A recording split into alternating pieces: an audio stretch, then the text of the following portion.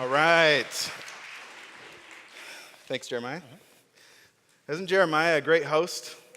Yeah. Excellent. Thank you. He comes with those skills. He's also a therapist, just to let you know. This is the group I wanted to see. These are the diehards. These are the people that come and they sit in the last half hour. I know you're not necessarily here for those Amazon HD tablets, although you could be, which I'm fine with, but I want to try to bring it home today. We learned a lot from all kinds of wonderful presenters of programs we can do, the how behind mental health in schools, and what other people are doing that's successful. I want to take a moment as we get towards the end of our day and speak about the why. Being known versus being known about. Being known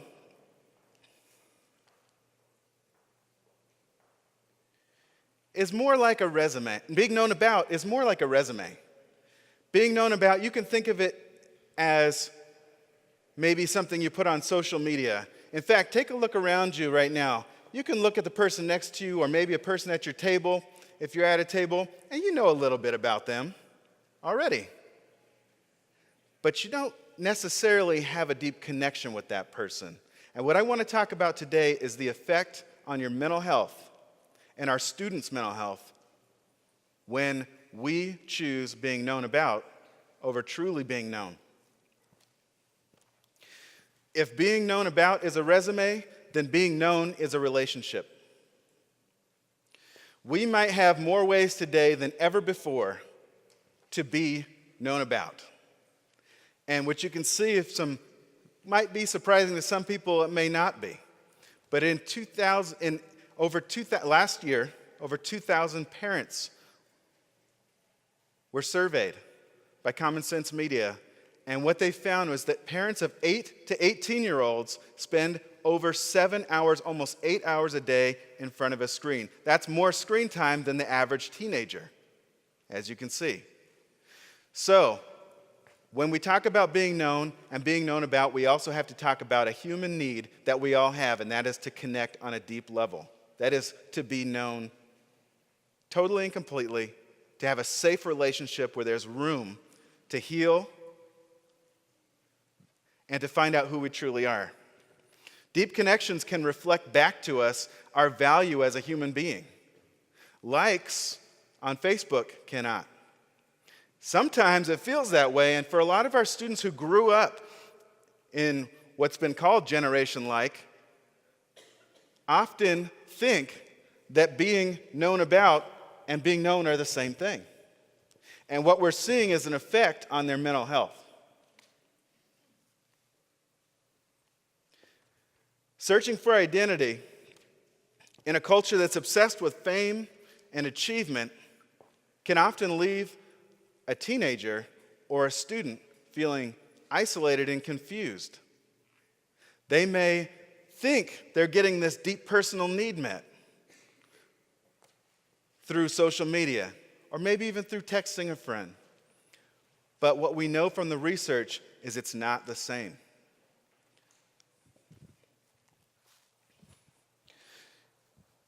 One of the books by Dr. Madeline Levine, a student was quoted as saying, "My parents and teachers are everywhere and nowhere at the same time. Everywhere is about intrusion. Nowhere is about a lack of connection." A parent or a teacher may have all the information about me. They may be able to look at a dashboard. California just came out with a recent dashboard. Not talking about that one. But they may be able to look at a dashboard on Aries, our student data system, and know everything that a student has done that day. They may know if you were late to third period. They may know if you didn't turn in your homework 3 weeks ago. And a parent may look on that, at work and say, I got to talk to them about that. And so they come armed, picking them up from school, or right when they get home, right when they walk through the door, they already know everything they need to know about their student. So there's a discussion versus a dialogue. And a discussion really doesn't do the same thing as a dialogue. A dialogue can bring us closer. We can grow closer even through conflict, but a discussion is a relationship between me and an issue. And if it's between me and an issue, then there's a good chance that we're not going to grow our relationship, and that a deep human need of mine as an adolescent is not going to be met. There's other research. In 2017, Richard Layard, he's a London economist. This is a forthcoming study, but he released some of his results. And what he's able to tell us is that the best predictor that he found for an adult's satisfaction of life is their emotional health as a child. Now, we know as people who work with students, this makes a lot of sense, right? It's what we call valid on the face. It just makes it, could be called common sense, but now the research is catching up to what we've always known. And we're not going to talk too much about adverse childhood experiences up here today, but we've talked a lot about them. I think we had over 7 trauma-focused groups today in sessions. So hopefully you got some of that.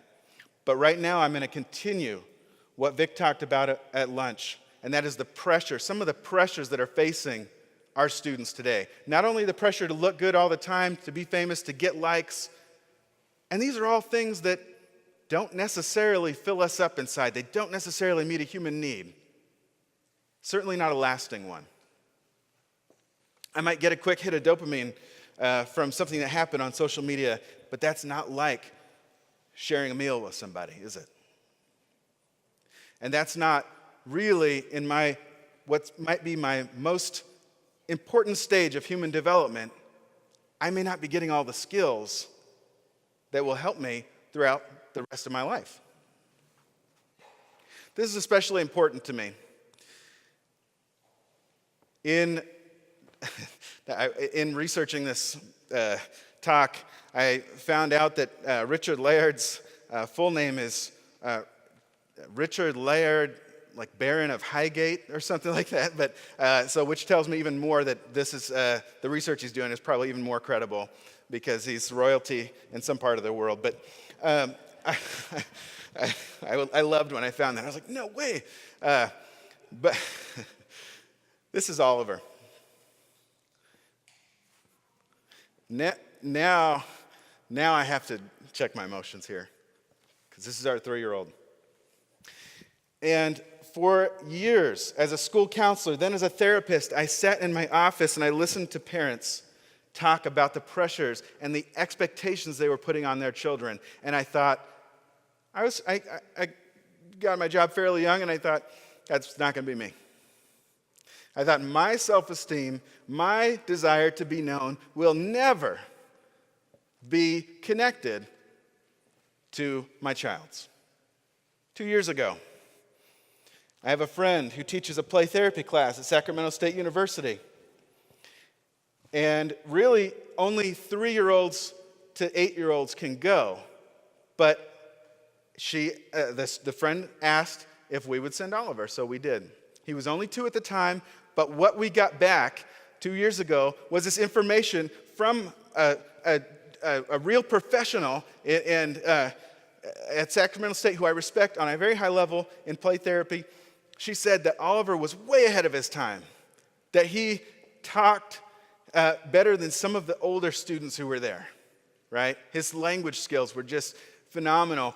The word even thrown around was genius.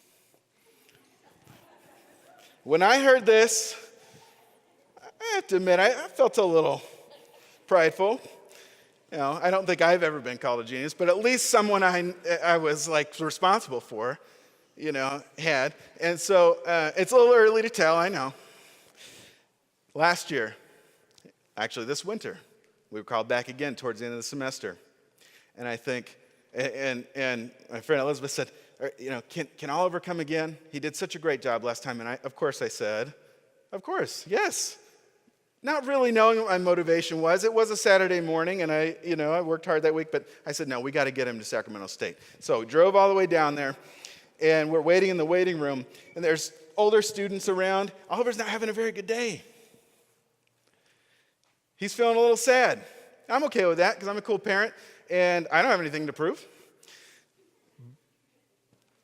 Then the unsuspecting graduate student comes, and she tries to get Oliver to go in one of those, at Sac State in the play therapy department, there's an observation room.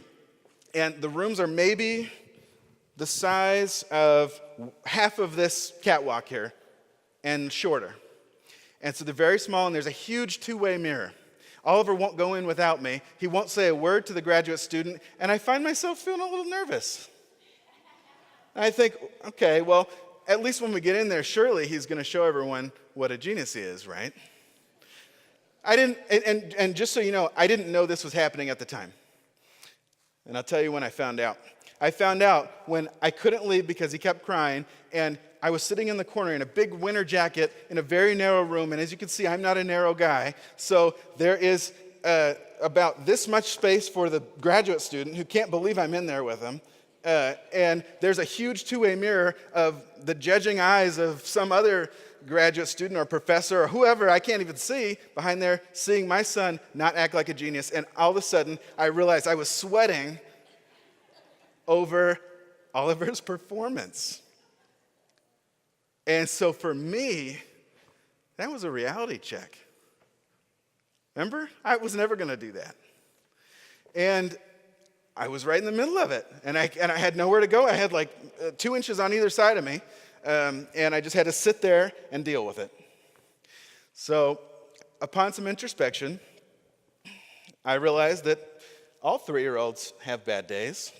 And that it doesn't mean that Oliver's not skilled and have good language skills, but it does mean something about me, and that's that I'm going to have to watch it. Because I, like everyone else, can sometimes confuse being known about for certain things, even my 3-year-old son, for being truly known and getting a need met that I didn't even know was there. Being known is a relationship, and it always needs to be balanced out with being known about. And our students, some of us adults in here, we understand that, we know it, but our students do not. And it's our job, oftentimes, to connect with them on a deep level. How do I do that? I'm going to give you one intervention. Now, I had all kinds of interventions I wanted to give you, but actually it was Jeremiah who talked me out of it. He said, Marlon, it's 15 minutes. And I said, okay, I'm just going to tell him one thing, but then I slipped in like 2 other ones with it, so you're going to see how that happened. Okay, if you leave here today and you choose one student, with everything you learned, you may not go back and start a program right away. You may not be the mayor of Palo Alto like Vic and can just call a meeting anytime you want of people, which was, I love him for that. That's amazing. It was very encouraging to me. But some of us need to start somewhere else. I want you to choose one student. Now, the caveat is this can be your student. This can be your son or daughter. I don't care who it is. I want you to take 10 minutes. If you're your son or daughter, do it twice a week so you have more access to them. I want you to have a 10-minute scheduled discussion, and actually, I used the wrong word, dialogue, not a discussion. A discussion sounds a bit like it was quick crowd interaction. What might a student come to you and want to talk about? Somebody tell me. Grades. Relationships. Okay. We could use either. If a student comes to tell us and wants to talk about their grades and relationships, and I say, okay, what do you got? You got an A in this, you got a B in that. How can we get that? And I start problem solving. But then they say, no, I have an F. And to me, having an F in my family, not okay. And so, but I say, no, well, how can we do it? Let's do time management skills. Let's do all this other stuff. Because I'm a busy professional, and I may be a school counselor with over 600 kids on my caseload, and we need to get this figured out. That's not what I'm asking for here. That's not a dialogue. That's a discussion. Have 10 minutes set aside for a dialogue with a student. No problem solving, no advice. And if you can, and this is often not the case, because sometimes we work with students where we're the only person who will do this. This might be the only time in their life this happens. They don't even know it's a possibility to talk for 10 minutes and not be judged, belittled, punished.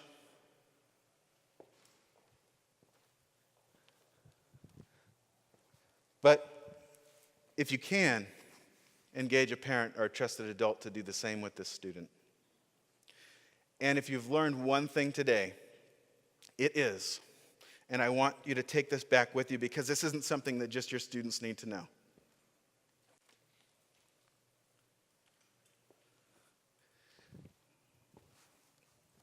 What is it that makes a human being valuable and worthy of being known? Worthy of this 10 minutes of judgment-free connection?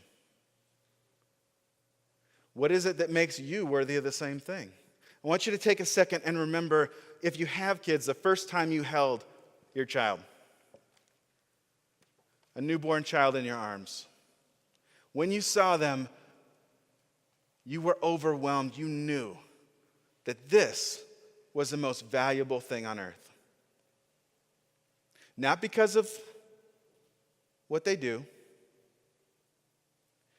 not because of what they know, right? Because they haven't done really anything except for be born. And they don't know much yet.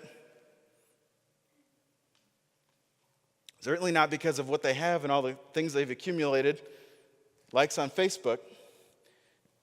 It's simply because they are. You knew that newborn, that infant, was the most valuable thing on earth. Simply because they were a human being. And when you leave here today, not only do I want you to think about the why of student mental health, why do we connect, why do we spend our lives in a job that can often be overwhelming? It's because every single person, you included, is the most valuable thing on earth. I want to thank you for coming today. It's been humbling and overwhelming, and I look forward to connecting with you throughout the year and seeing you next year.